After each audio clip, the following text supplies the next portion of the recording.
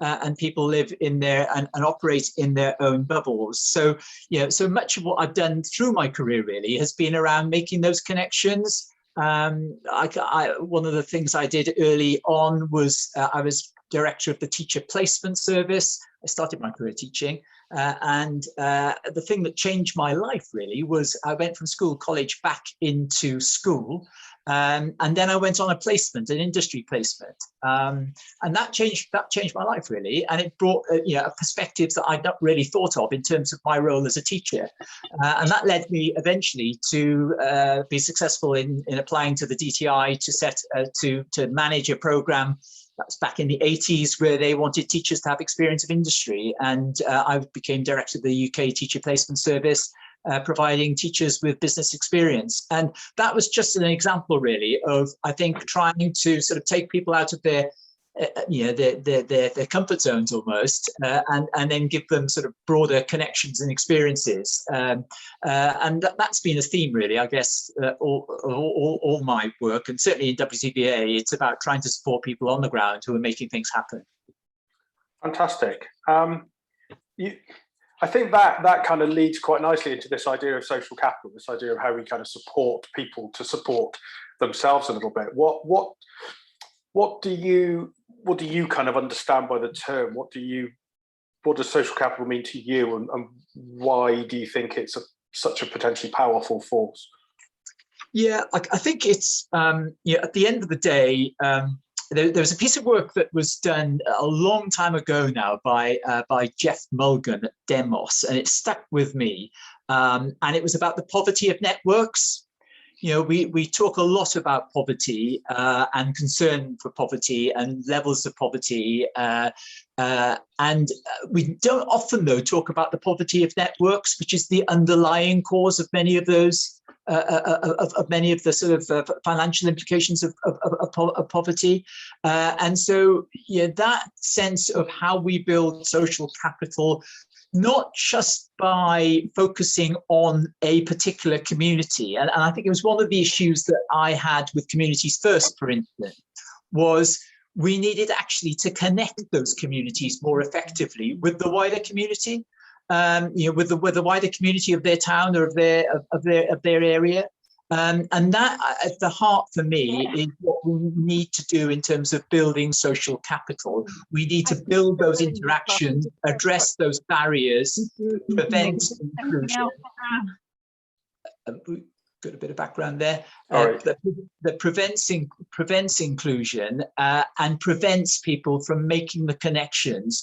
And very simple things, like going back to my experience in the education sector, where work experience was basically driven by the connections that people had in their families, whether it be parents or cousins or whatever, who were able to provide those points of access that allowed people to get the experiences, that allowed people then to make that step into meaningful employment. And that for a lot of young people, those points of access are simply not there. So for me, that's why the sort of concept of social capital is so important, because it is about inclusion and it is about access and access to opportunity. Yeah, and I think we were doing a lot of work at Business in the Community to try and level out that playing field in terms of those access to business opportunities in particular, and this idea that social capital is, as you say, an unequal force, and that you need to do some work around kind of making it more equal. I'm interested to kind of find out your thoughts a little bit more about the work you did on kind of future generations. It's kind of linked to that, because this idea of how you involve people and how you bring people together and bring people along with you, and sort of looking at Wales has this unique approach to future generations with the Act, and I know a huge amount of work went into the kind of the conversation that happened before it, the sort of Wales we want and those sorts of things. What were your experiences of kind of what worked to engage and what worked to bring people along with you on that journey? I think the first thing to say is that the journey is a really good phrase, because I think the journey started way back. The journey started with devolution and pre-devolution. It started with people like Sue Essex, who led the work in ensuring that sustainable development was built into the governance of Wales in the Government of Wales Act. And that journey was then sort of continued. People like Jane Davidson obviously had a key role in terms of leading that. So the national conversation, and I remember well the minister, as we were developing the act, having the conversation with the minister to say, we need to have wider engagement on this. This needs to be not a government piece of top-down legislation, but it needs to be a piece of legislation which is built from the bottom up. And I think key to it wasn't government leading the conversation. I was supported by Colonel Cymru, and what we did was we enabled a whole range of different organisations to lead their conversations. Young Farmers, for instance, comes to mind. The WI comes to mind. They led conversations through their networks, through their groups, and we then were able to sort of convey those messages back into helping to shape the well-being of future generations and sense of a vision of the Wales we want, which had a greater ownership of it. So it wasn't controlled by government. It wasn't yet another consultation from government. It was something that was sort of, seeded out there. And then we were able to collect back. People played a key role. I think leadership of people like Michael Sheen was important in terms of giving voice to it. The principle of it not being government was probably the key message from that experience. And recognizing there are a whole range of organizations, people, community groups, voluntary organizations, business organizations who are out there connecting, meeting, who can be used to take the conversations forward. You don't need to create whole consultation exercises. You do need to have some process that sort of checks and balances going through it. So you need to make sure that you're accessing people who perhaps don't normally get a chance to voice their views. So you do need to have a bit of process. You do need to have checks and balances. You do need to have some degree of sort of focus group type exercises that is a check and balance on the wider. But it is mobilizing those carriers of the message it was the key learning for me. Yeah, I suppose it's mobilizing the Tummlers as we call them. Absolutely. Yeah. And I think it's also one of the things that always struck me about the Act in particular is it gives people a sense of collective endeavour, in that there is a framework that a lot of this big change feels overwhelming. It's difficult to get your head around. It's difficult to know what you as an individual or you as an organisation do. At least under the framework of the Act, okay, I can break this down. I can do this little bit, and I know I'm making a contribution to the greater effort. Was that a kind of deliberate way of setting up? The fact that recognizing we need these big whole system change, and that's a big scale, but it needs to be broken down so it's not overwhelming. Yeah, and I think we need to keep this in mind now as we're over 5 years into the Act being enforced. And I think there's a danger that you lose the vision of it, and it becomes a sort of piece of bureaucratic process that you have to apply to. The vision was very much about setting common purpose, a set of common goals that that not just government, public sector, but all of us in Wales were looking towards achieving. Goals which were underpinned by measures of progress, by indicators and measures of progress. It's a big frustration of mine that they get very little attention. Those are our genuine measures of progress as a country. Are we making progress as a country towards the Wales we want? And those measures should be key report card for how we're doing, not how government is doing, but how we're all doing in terms of achieving those outcomes. And the ways of working that the Act sets out, again, give us a sense of common way of working, this is how we do things around here. And at the heart of that is the sort of involvement principle for me. And I think a lot of public organisations find that difficult, the involvement piece, because it's about letting go of power. And there's a lot of work to do in making that involvement principle a reality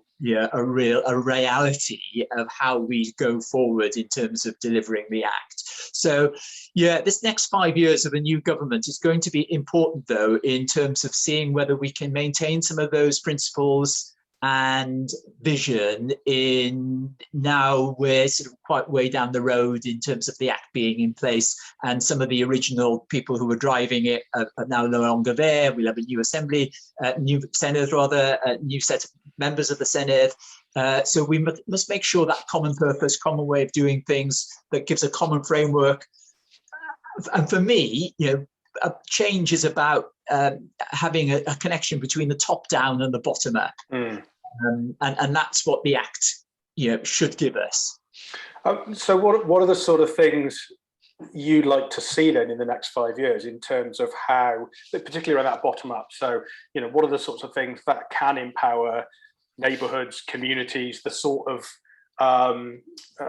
organisations or kind of groupings that have come out of the COVID response at a local level to sort of empower them to make change in the next 5 years?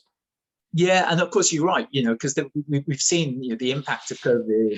One of the positive impacts has been the community response. So how do we enable that? I had a really positive conversation as chair of WCBA with the leader of WLGA, Andrew Morgan, about our common agendas in terms of local government and community partnerships. How one of the lessons is that we need to enable that relationship between local government and communities to be more effective. And I think that's one of the key themes about how we build on that relationship, which has improved, I think, a huge amount. And partly as a result of COVID, partly of the where we see much more innovation coming through from those relationships now. That in Pembrokeshire, we've got, I'm based down here in Pembrokeshire, I'm a Pembrokeshire boy, born and bred, and we've got Together for Change, which is an initiative that Solver Cares, which is a great example of community-led work. PABS, the local CVC, local and the local authority, and Planet, the local community development group, have come together. And I think it's those sorts of changes that we can see creating a different way of doing things.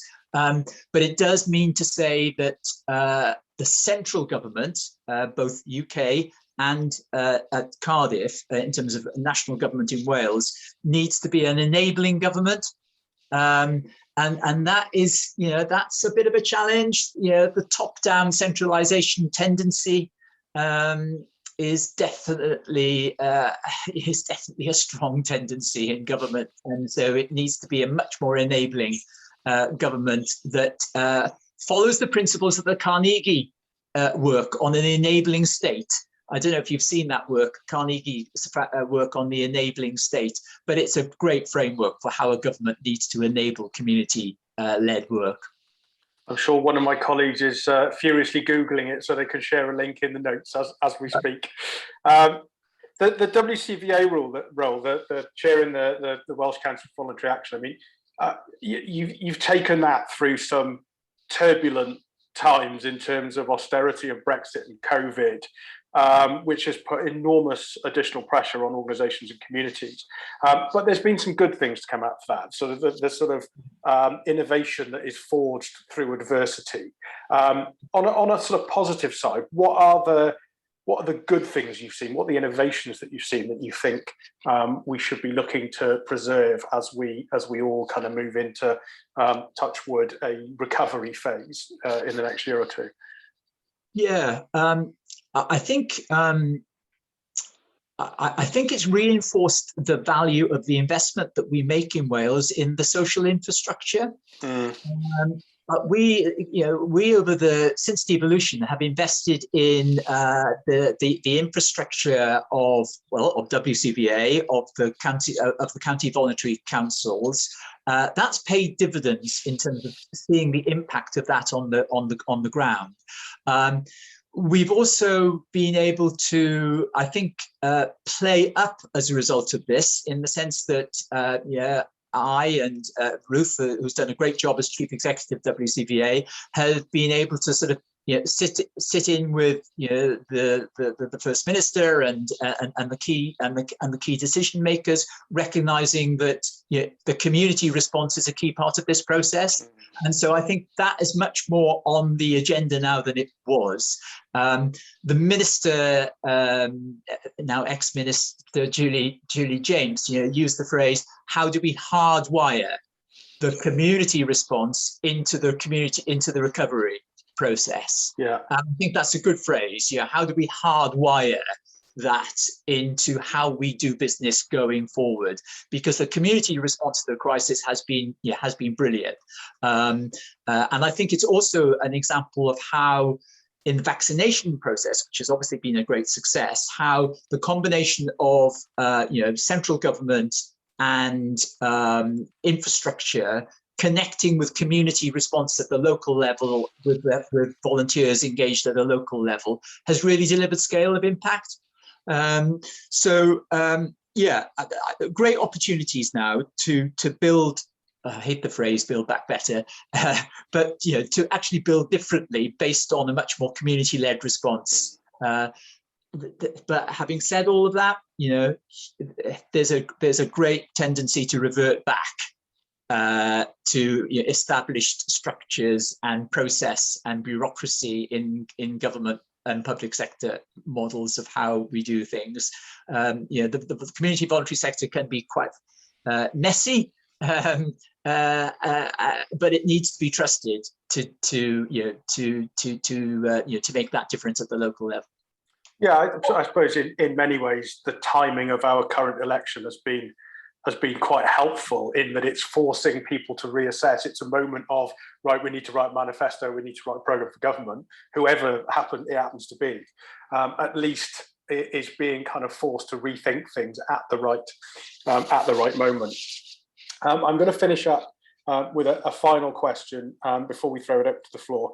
A question that we ask all our Tummler School guests, and that is, if you had just 1 minute with the First Minister, what is the big change that you would be pushing for? I think I've covered some of these points already. Really, I would, if 1 minute, I would say, implement the Act across all parts of government. Make sure that you don't reinvent it, don't reinvent things. Just focus on delivering the principles that are set out in the Act. Be an enabling government to enable people to make the difference in their communities, in their companies around Wales. I point to the WCVA and the voluntary sector manifesto that sets out the importance of establishing a community wealth fund, that give the importance of citizens' voice in decision making, and a personal passion of mine, the challenge of climate change and the nature recovery needs to be at the heart of what the new government does over the next 5 years. Yeah, absolutely. Brilliant. Thank you very much indeed. Thank you, Peter. I'm going to throw it open to the virtual floor to see if anybody kind of has any questions or comments. If you can either let me know in the chat or raise a hand, that would be very useful. Andy.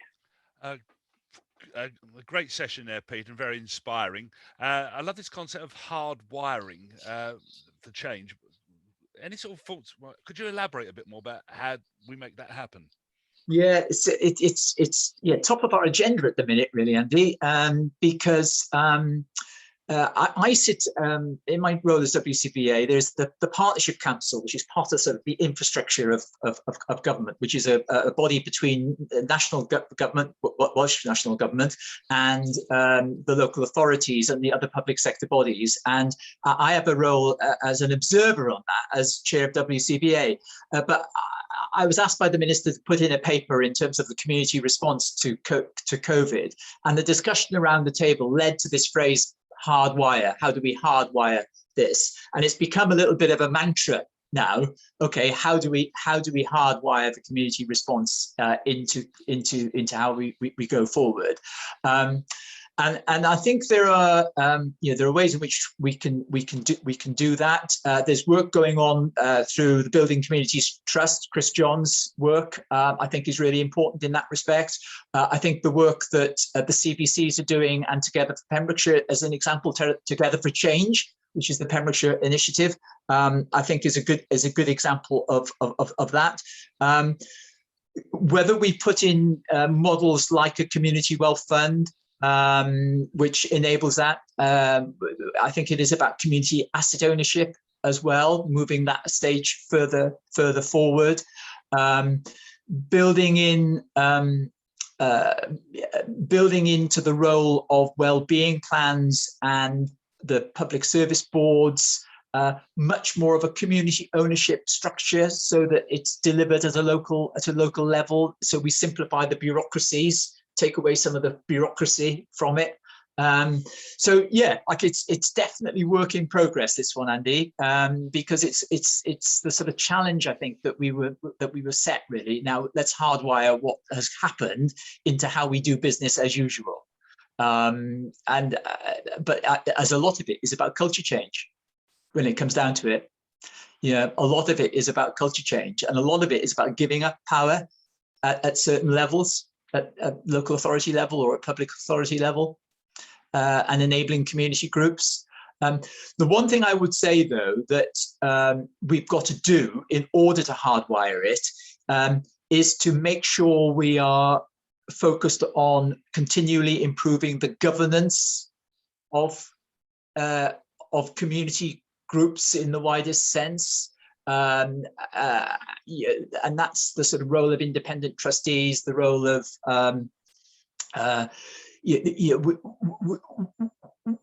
if I look back at where we've had problems in the experience of trying to hardwire community ownership into how we do business, a lot of it comes down to failures of governance.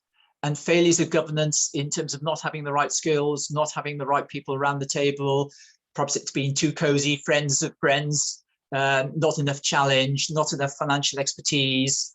So I think in order to hardwire, we've really got to focus on improving the governance.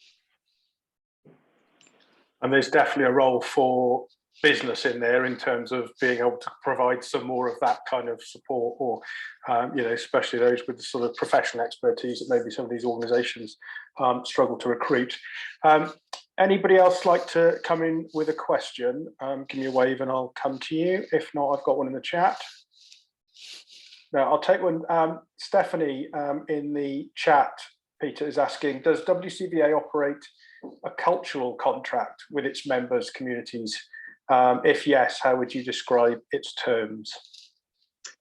Yeah, as chair of WCVA, the relationship, the membership point has been a real, it's been my, a bit of a hobby horse, as Ruth will attest to. I think we've just gone out with a new membership offer, to use that term.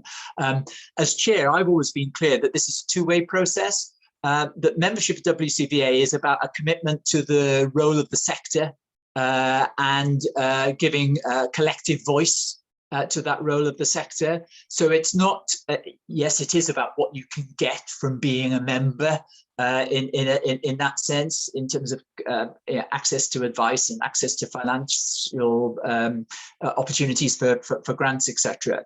But it is more than that. It is about being a collective voice, so that we can have a serious conversation with government, representing the voice of the sector, and membership is a sort of way of achieving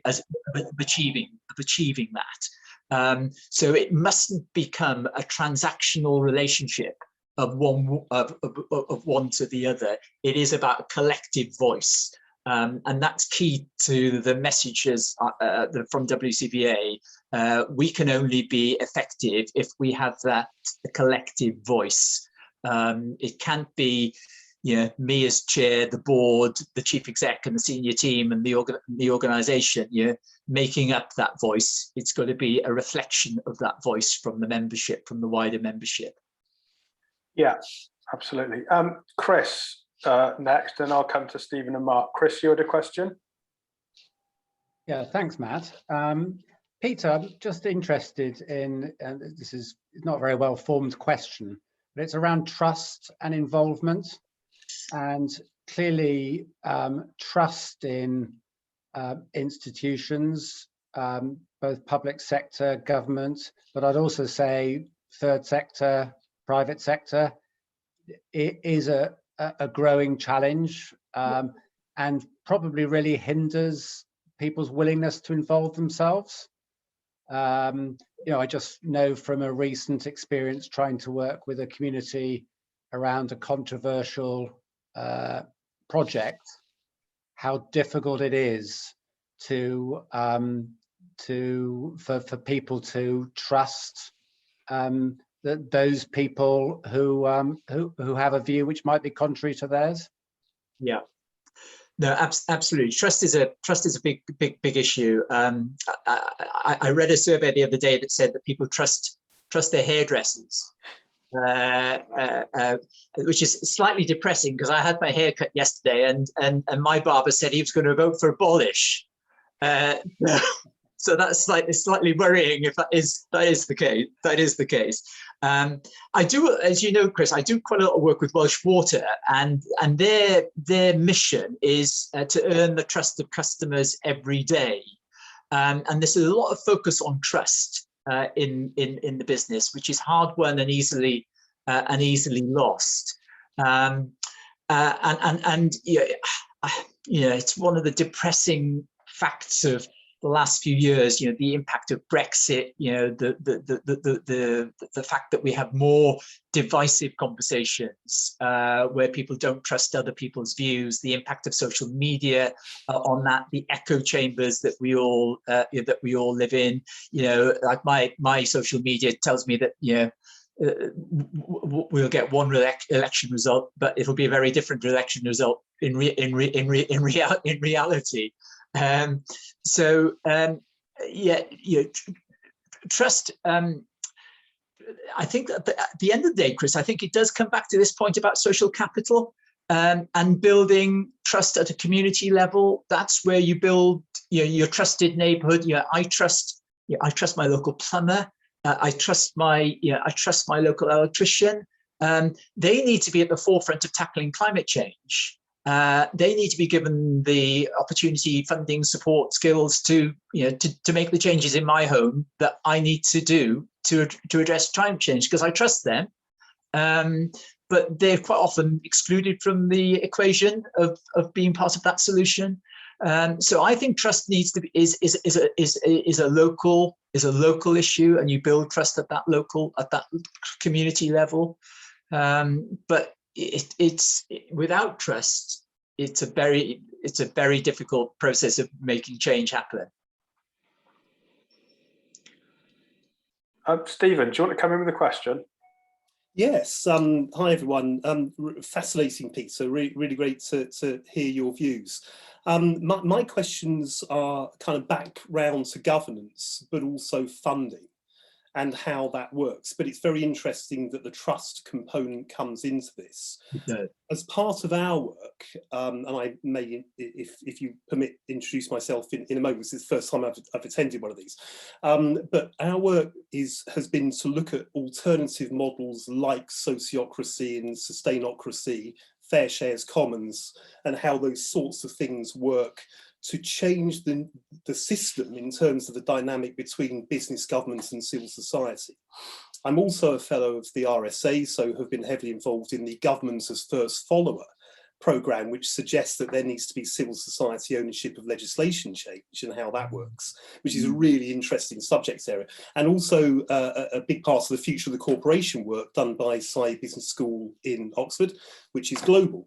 So we built ourselves and what we do, and I'll explain that in a moment, around the idea that the usual models of civil society, plural society, public and private sector, don't work because the vested interests within and between each of those are, and I don't wish to sound radical because I'm not, but they're sort of broken models. And that's where perhaps that trust barrier comes into play. So we would talk about things like coherent agency, and we believe that agency is absolutely front and center of everything.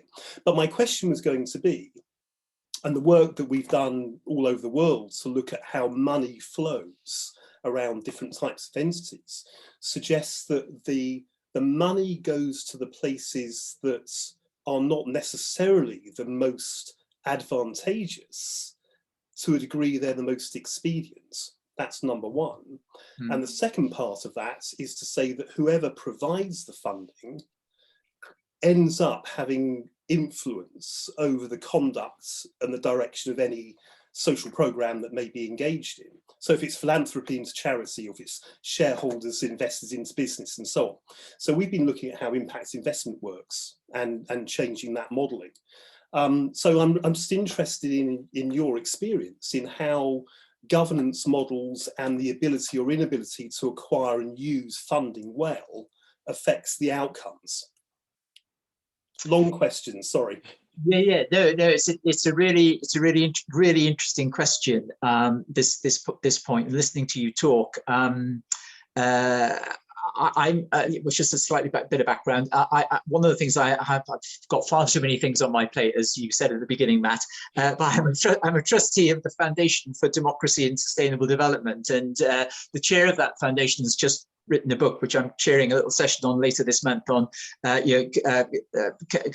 can democracy save the future? And I think there's a real issue around the democratic process and governance in the way that you highlight, and there are interesting developments. So citizens' assemblies and models like that are emerging, I think, are really important and interesting developments.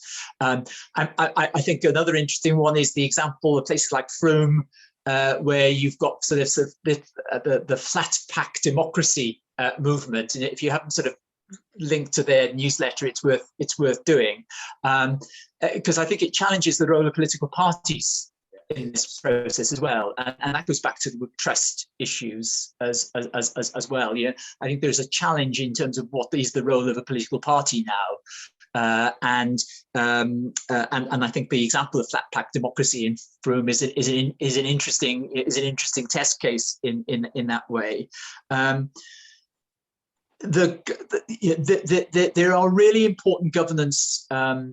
There are really important governance issues which are at all levels in society. We've just come out, sadly, of the European Union. However, one of the benefits of that will be that we will remove some of the bureaucracy around the European funding streams that we've had. Which WCBA has been involved in managing some of those funds, and they're very bureaucratic structures which don't help the outcomes. One of the most depressing experiences I've ever had was being involved in the project in Pembrokeshire with Planed. This goes back a little while now, and I was quite proud of the work we were doing. We had a governance review from the WEFO, European Funding Office, 2-day review, and I was quite excited about the fact that we were going to draw out the lessons from what we were doing and look at how we could be applied more widely. The whole 2 days was trying to drill down onto every little bit of evidence of expense forms and all of that, and no sense of what was the lessons of how we're going to apply this going forward. So I think models of funding and governance of that is important, and thinking of where we are now as well, what the UK government will make of their role, that's appearing already to be interesting in terms of their direct role of funding work in Wales, and the role of MPs now having to sign up some of those community renewal funds that are coming through. So the governance of funding. And just one other point, actually, in terms of Wales, consistent message from trusts and foundations across the UK that they don't get enough bids and requests from funding from community organisations in Wales. Consistent message coming back from the larger trusts and foundations, and so that's something we've got to address as well in terms of the funding line. But no, governance, as Chris Lyons on the call is a colleague trustee of WCBA, and we have a lot of conversations about effective governance of organisations. So very interesting, your work in terms of civil society engagement on legislation. And if you look at things like sustainocracy, the way that's working in, say, Eindhoven right now, we do a lot of work around the world, but we're doing work in Nigeria, Houston, and all sorts of places. But if you look at Eindhoven and the simple community decision through sustainocracy said, we're going to clean the air. That was it. We're going to clean the air, and then the reach out to local and civic authorities in terms of governments and so on. Reach out to community groups, business, notably in part of that, where the reach out was, would you like to participate in this as a multifaceted, multi-stakeholder program? And if you don't, that's okay, because we're going to do it anyway. and that changed. So they built a fair shares commons way of doing that meant that they removed from the equation the usual suspects, and they, as a result of that, removed a lot of the monsters. We call these things monsters that get in the way of progress, and how to deal with that. So they simply just bypassed it, and the funding came from different types of neo-banking and investment funding, and they just did it. It's being held up as an exemplar now around the world, and it was scalable. So that made it really fascinating. So I'm just interested if we consider the way that we can create and grow social capital within the confines of the ways that we have already done things via the usual suspects and the great and the good, then my fear is that would only be part successful, and perhaps we've now reached this sort of tipping point where we need to find these very elegant, really effective new models. So I was just interested in, fascinating to hear you talking about that. I don't want to hog the conversation, by the way, so I'll stop. Yeah, very, very, very interesting in terms of how we learn from other places. Because can I bring Mark in for a final question, Mark? I know you had your hand up about a minute ago. Thanks, Matt. Just Peter, I'm interested in you were talking about trying to push decision making and progress down to the lowest level, and yet on the other hand you also talked about needing to influence at the highest level.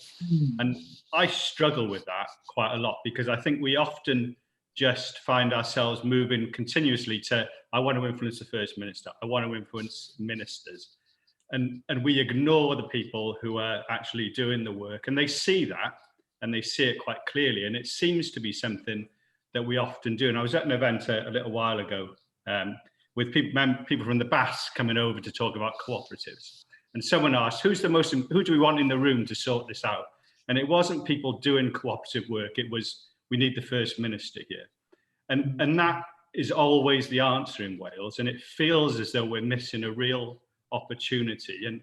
And perhaps we all need to be less capped off in and more actually focused on people who are doing the work. And I'm just interested in, whether your reflections on that, and also whether or not there are some, tricks to not be caught out. Yeah, I do agree with you, Mark. I do agree with you, and we have a lot of access in Wales to ministers, and we have quite an industry of people and organisations who are dedicated to sort of maximising that opportunity and taking their message into those spaces. One of my lessons from, I think, of working with government at all levels is that it's not the First Minister. It's actually some of the people we need to change and engage with are at the civil service level, are the people who do the work at a relatively low level in the civil service that feed up in terms of culture change work and actually exchange of of time and resource between those people getting out of the civil service into community groups, into cooperatives, working with people on the ground, and then going back into the civil service is part of that interchange that we need to see more effectively. But I keep coming back to the point that it's the process of government that is focused on enabling that is the key to this.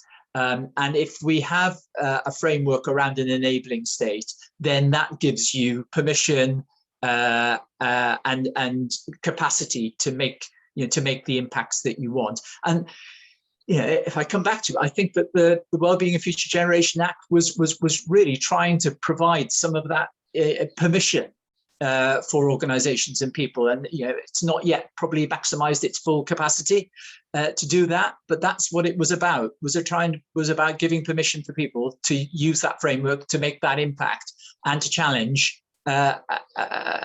using the power of the legislation. Probably still work to do there. Thanks. Yeah. Thanks, Peter. Thanks, Mark. Thanks everybody for those questions. I think that's a great place to end, and we're pretty much bang on time. As ever, thank you to our speaker and thank you to everybody for coming along today.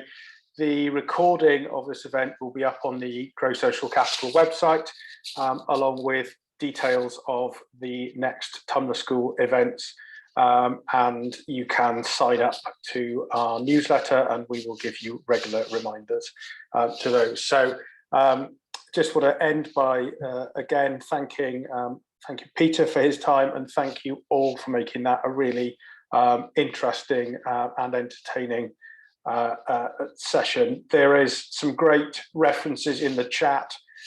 We'll pull those out and share those back with everybody as well, so that you've all got the references to the various books and podcasts and everything else that people have been sharing, because I think there's plenty there that we can dig our teeth into over the next couple of weeks. So thank you, everybody, and enjoy the rest of your day and your bank holiday weekends. Thank you. Thank you, Matt.